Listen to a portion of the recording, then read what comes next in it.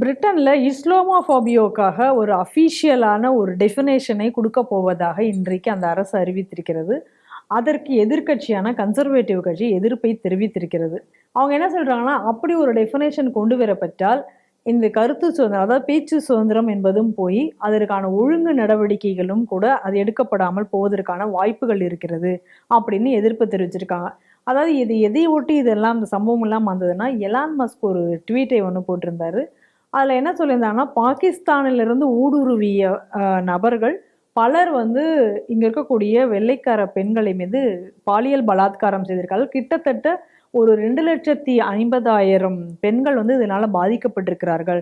அதுக்கு வந்து grooming gang ripe அப்படிங்கிற மாதிரி அதற்கு பெயரும் வைத்திருக்கிறார்கள் அப்படின்னு சொல்லி அவருடைய தன்னுடைய கண்டனத்தை, இதை வந்து அரசாங்கங்கள் வந்து இன்னைக்கு ஓட்டுக்காகவும் மற்ற விஷயங்களுக்காகவும் இதை கண்டுகொள்வதில்லை அப்படின்னு சொல்லி அவர் ஒரு கடுமையான கண்டனத்தோடு அந்த ஒரு ட்வீட்டை போட்டிருந்தார்.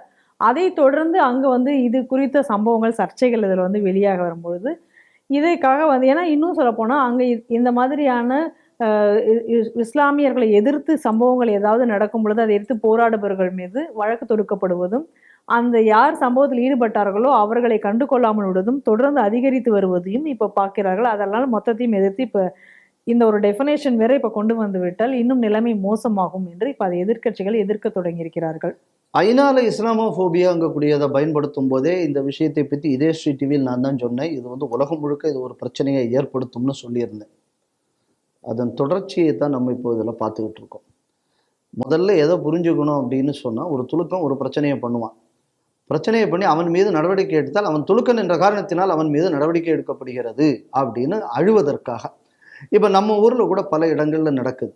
எப்படி நடக்குது அப்படின்னு சொன்னால், ஏதாவது ஒரு இடத்தில் ஒரு பிரச்சனை நடந்தால் இவர் இந்த ஜாதியைச் சேர்ந்தவர் என்ற காரணத்தினால் இவர் மீது நடத்தப்பட்டது. அதுக்கு என்ன காரணம்லாம் கிடையாது, எவன் என்ன பண்ணினாங்கிறது கிடையாது. நடவடிக்கை எடுக்கிறதுக்கு ஒரு ஜாதி அரசியல். இதுக்கு நம்ம நாட்டில் இருக்கிற சில சட்டங்கள் பயன்படுத்தப்படுகின்றன. இப்போ இதே மாதிரி இதென்னா மதத்தின் அடிப்படையில் இது பயன்படுத்தப்பட வேண்டும் அப்படின்னு என்னன்னா, நான் துலுக்கனா இருந்தேன்னா எனக்கு ஒரு இம்யூனிட்டி. என்னன்னா, I am being victimised because of being a துலுக்கன். இப்போ உடனே என்ன பண்ணணும், இதை பற்றி யாராவது எதிர்த்து பேசினா கூட அவர்கள் மீது கூட வழக்கு தொடர்ந்துடலாம். ஏன்னா இது வந்து அந்த மனத்தில் துவேஷத்தை வைத்துக்கொண்டு அவர் பேசுகிறார். இப்போ நான் என்ன வேணாலும் பண்ணலாம் அதை வச்சுக்கிட்டு. ஆனால் என்னை வந்து நீங்கள் மதத்தை வச்சு என்னை மட்டும் சொல்லிடக்கூடாது. ஆனால் நான் மதத்தின் பேர்லேயே தான் அதை பண்ணுவேன், அது வேற. அதான் அதில் முக்கியமான விஷயம். பண்ணும்போது அதுக்கு காரணம் நான் சொல்கிறது மதம் தான். ஏன்னா எவன் பண்ணுறான்னு அவன் சொல்லுவான், நான் சரியா சட்டத்தை தான் இங்கே வந்து பூத்துவேன், உங்கள் அம்பேத்கர் சட்டமெல்லாம் நாங்கள் ஏற்றுக்க மாட்டேன். இப்போ ஒரு சின்ன உதாரணம் பாருங்களேன். இப்போது அன்னைக்கு ஏதோ ஒரு விஷயம் மோசமாக ஒன்று ஒரு வார்த்தை பேசலை அமித்ஷா அவர்கள். அமித்ஷா அன்னைக்கு பார்லிமெண்ட்டில் என்ன சொன்னார், நீ வந்து என்ன அந்த அம்பேத்கர் அம்பேத்கர் அம்பேத்கர் அம்பேத்கர்னு சொல்லி அரசியல் பண்ணிக்கிட்டு இருக்காதடா. இந்த மாதிரி நீ பண்ணக்கூடிய அரசியலுக்கு ஏதாவது சாமிக்குள்ள பேரை சொன்னால் புண்ணியமாவது கிடைக்கும்டா உனக்கு, ஊரை ஏமாத்தாத. இது அமித்ஷா சொன்னது. ஐயோ அம்பேத்கரை இது பண்ணி விட்டார். உடனே எல்லா அமைப்புகளும் அதுக்கு ஒன்று யாரும் ரொம்ப வேகமாக இங்கேருந்து கொதித்து எழுந்தாங்கன்னா, நம்ம ஊரில் இங்கே ஒரு அம்பேத்கர் கம்பெனி ஒருத்தர் நடத்திக்கிட்டு இருக்கார், இந்த திருமாவளவன் பேர். இப்போ அவரு அந்த கம்பெனிக்காரர். இந்த கம்பெனிக்காரர் என்ன பண்ணாருங்கிறத நம்ம பார்க்கணும். இவர் என்ன பண்ணாரு, நம்ம விருதாசலம் பக்கத்தில் இருக்கக்கூடிய பழையப்பட்டினம் ஊரில் துலுக்கம் சொன்னானா அங்கே வந்து அம்பேத்கர் சிலை இருக்கப்படாதுன்னு. உடனே இவர் ஜமாத்துக்கு லெட்டர் எழுதுறாரு, இங்கே உள்ள அம்பேத்கர் சிலையை அகற்றுவதற்கு உங்களுக்கு புலிகள் எல்லாரும் சிறுத்தைகள் எல்லாம் ஆதரவு தெரிவிப்பார்கள் அப்படின்னு. சிறுத்தைகள் ஆதரவுன்னா எங்கே பண்ணி பண்ணணும், நேஷனல் பார்க்கில் போய் பார்க்கணும். ஏன்னா ஊருக்குள்ளே எங்கடா சிறுத்தை, பேய், பிசாசு, புலி, யானை, இன்னும் ஒருத்தனையாக மனுஷனை பார்க்க மாட்டேங்களாடா. சிறுத்தைகள் உங்களுக்கு ஒத்துழைக்கும்னு இவர் ஒரு லெட்டர் கொடுக்குறாரு. உடனே என்ன பண்ணா, ஒரு கவர்மெண்ட் ஆஃபீஸர் போய் அந்த சிலையை எடுத்துட்டா, நான் அந்த ஊரில் கொஞ்சம் மானம் உள்ளவர்கள் என்ன பண்ணாங்க, கோர்ட்டில் கேஸை போட்டு திருப்பி அந்த சிலையை அதை ரிமூவ் பண்ண கவர்மெண்ட் ஆஃபீஸர் செலவில் திருப்பி கொண்டு அந்த சிலையை வைக்கணும்னு வச்சாங்க. அப்போது இது எதை காட்டுகிறது அப்படின்னு சொன்னால், இதே அம்பேத்கரை பற்றி வேற ஒரு ஆள் பேசியாச்சுனாலே அது பேசவே கூடாது. அவர் தனி தப்பாக ஒரு வார்த்தையும் பேசலை. அப்போ இது எதை காட்டுது, ஒரு பேர், அந்த பேருக்கு பின்னாடி எதுவும் கூட நான் என்ன அந்த பேருக்கு அடையாளம் கொடுக்குறேனோ அந்த அடையாளத்தில் அந்த பேர் வழங்கப்பட வேண்டும். ஸோ இந்த ஃபோபியா விஷயங்கள்ங்கக்கூடியது என்ன பண்ணுதுன்னா, ஒரு பாசிச மனப்பான்மையை ஏற்படுத்தும். அடுத்தது என்ன சொல்லுவான் அப்படின்னு சொன்னால், நீங்கள் வந்து நாளைக்கு இவன் சொல்லுவான், என்ன சொல்லுவான், இவன் அடுத்த மதத்தை இவன் திட்டுவான். அதுக்கு ஒருத்தன் கவுண்டர் பண்ணி குரான்ல இது உனக்கு இப்படித்தானடா இருக்குன்னு சொன்னா அது இஸ்லாமோபோபியா. இதுதான் அங்க பிரச்சனையே. அதாவது ஹிந்துக்களை போய் மாட்டு மூத்திரம் குடிக்கிறவனே அப்படின்னு இவன் எழுதலாம், அது கருத்து சுதந்திரம். ஒட்டக மூத்திரத்துக்காக யுத்தம் நடத்தினார் முகமது காலத்துல அப்படின்னு வந்து இங்கிருந்து உன்னை எடுத்து போட்டாச்சுன்னு சொன்னான்னா அது இஸ்லாமோபோபியா. இதுதான் பிரச்சனை. அப்ப நம்ம எதை கவனிக்கணும் அப்படின்னு சொன்னா, இது இஸ்லாமோபோபியாங்கக்கூடியது ஏதோ ஒரு மதத்துக்கு எதிரானதோ இது இல்லை. இது ஒரு மதத்தின் ஒரு இம்யூனிட்டியை கொடுத்து அந்த மத அடிப்படைவாதத்தை வைத்து வேற சமுதாயங்களை நசுக்குவதற்கான ஒரு ஆயுதம் தான் இஸ்லாமோபோபியா. இதை இன்னைக்கு அந்த ஊர்ல உள்ள கன்சர்வேட்டிவ் பார்ட்டி ஏற்றிருக்கு. லண்டன் மேயர் துணுக்கேன். லண்டன்ல இன்னைக்கு பல பகுதிகளுக்குள்ள போலீஸே போக முடியாது. இந்த நிலைமை அப்படி இருக்கு. சமீபத்தில் அங்க ஒரு பெரிய கேஸ் நடந்தது இங்கிலாந்துல. ஒரு 4 துலுக்கு பையில கொண்டு போட்டான் ஒரு வெள்ளக்கரிச்சி.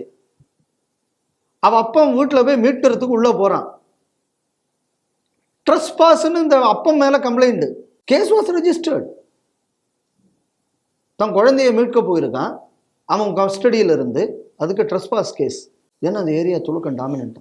அப்ப இதெல்லாம் என்னன்னா ஒரு இம்யூனிட்டியை கிரியேட் பண்ணுவதற்காக செய்யப்படுகிறது. இதைத்தான் இப்போ நம்ம ஊர்லேயும் பண்ணணும்னு சொல்லிக்கிட்டு இருக்கேன். இப்போ பாருங்களேன், ஒரு இடத்துல போயாச்சுன்னா நீங்கள் வந்து ஒரு வழிபாட்டு தலம் தொடங்கணும் அப்படின்னு சொன்னோன்னா பஞ்சாயத்து ஆக்ட்ஸ் ரூல்ஸ் இருக்கு. இந்த ரூலுக்குள்ள அடிப்படையில் தான் நீங்கள் எல்லாம் பண்ணணும். அதில் எப்படி பண்ணணும்னா நீங்கள் வந்து கவர்மெண்ட்டு இருந்து சாங்ஷன் வாங்கணும். அதாவது collector has to give sanction for that. Even பஞ்சாயத்துக்குள்ள பர்மிஷனுக்கு அப்பாற்பட்டு அது செய்யப்பட வேண்டும். பீச் ரூல்ஸில் இருக்குது. இப்போ தமிழ்நாடு கவர்மெண்ட் இப்போ ஒரு நோட்டிஃபிகேஷன் இஷ்யூ பண்ணியிருக்கான். 1 மாதத்துக்குள்ள எந்த கலெக்டரும் உனக்கு பண்ணாட்ட நீயே கட்டிக்கும். அப்போ இந்த நாட்டின் சட்டத்தை மீறி அப்போ நீங்க வந்து ஒரு ரூல்ஸ்னு ஒன்று ஃப்ரேம் பண்ணுவீங்க. இந்த ரூல்ஸ் ஒரு ஆக்ட் வந்து ஆக்டின் அடிப்படையில் ரூல்ஸ் ஃப்ரேம் பண்ணுவீங்க. அந்த ரூல்ஸையும் நீங்க சூப்பர்சீடு பண்றீங்க. இட்ஸ் அகெயின் இந்த விக்டிமைசேஷன் தியரியை வைத்து இந்த நாட்டில் கொண்டு வரப்பட்ட அயோக்கியத்தனத்தில் ஒன்று சட்ட விரோதம். It is against the fundamentals of democracy. இந்த நாட்டின் சட்டத்தை நான் மதிக்கல, இந்த சட்டத்துக்கு மீறி நான் ஒரு சட்டம் போடுறேன். ஸோ இந்த மாதிரியாக ஒவ்வொரு நாட்டிலையும் இந்த மாதிரி அயோக்கியத்தனங்கள் நடந்து கொண்டிருக்கின்றன. இது ஜிஹாதை வாழ வைக்கிறது.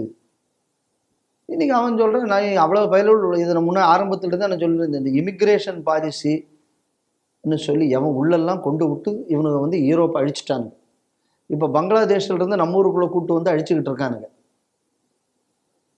அப்போ இந்த வெளியூர்ல இருந்து வந்தவன் இங்க அயோக்கியத்தனம் பண்ணும்போது உள்ளூர்காரர்கள் எதிர்ப்பு தெரிவிக்காமல் இருக்க வேண்டும். உள்ளூர்காரர்கள் அவர்களை எதிர்ப்பதை, அவர்கள் செய்யும் அயோக்கியத்தனத்தை தடுப்பதற்கு பயப்பட வேண்டும் என்பதற்காக இவர்களால் ஏற்படுத்தப்படக்கூடிய இம்யூனிட்டியில ஒண்ணுதான் இது. இதோடு ரெப்பர்கர்ஷன்கக்கூடியது மிகவும் மோசமாக இருக்கும் என்பதனால் இன்று அந்த நாட்டில் இருக்கக்கூடிய எதிர்கட்சிகள் அதை எதிர்த்திருக்கிறார்கள். இதுல நமக்கு என்ன பாடம்? ஏன் இந்த நியூஸ் நமக்கு முக்கியம்னா, இந்த மாதிரியான விஷயங்கள் இப்ப நான் சொன்னேன் இல்லை, இப்ப தமிழ்நாட்டில் போட்டிருக்கிறது இந்த மாதிரி கொடுத்த ஆர்டர், அதே மாதிரி இந்த மைனாரிட்டிக்குன்னு தனி ரிசர்வேஷன், ஸ்காலர்ஷிப், இந்த மாதிரியான விஷயங்களை உடனடியாக இதெல்லாம் பொலிட்டிக்கல் பார்ட்டிஸ் இதெல்லாம் வந்து அரசியல்ல தேர்தல்ல இதெல்லாம் ஒரு இஷ்யூ ஆக்கணும். ஏன்னா இதெல்லாம் தேசத்துக்குள்ள பாதுகாப்பு சம்பந்தமானது.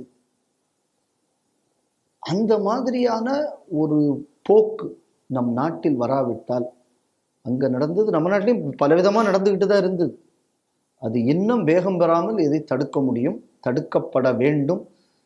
உலகம் முழுக்க இதுக்கப்புறமும் உலகம் புரிஞ்சுக்கலைன்னா உலகத்தை பாதுகாக்கிறதுக்கு வழியில் எலான் மஸ்க் சரியான ஒரு விஷயத்தை சொல்லி இருக்கிறார். அவருக்குள்ள எல்லா விஷயத்திலையும் நமக்கு உடன்பாடு கிடையாது. அதனால் இந்த விஷயம் சரியானது, அதை உண்மைக்கு நம்ம ஆதரிக்கணும்னு நான் நினைக்கிறேன்.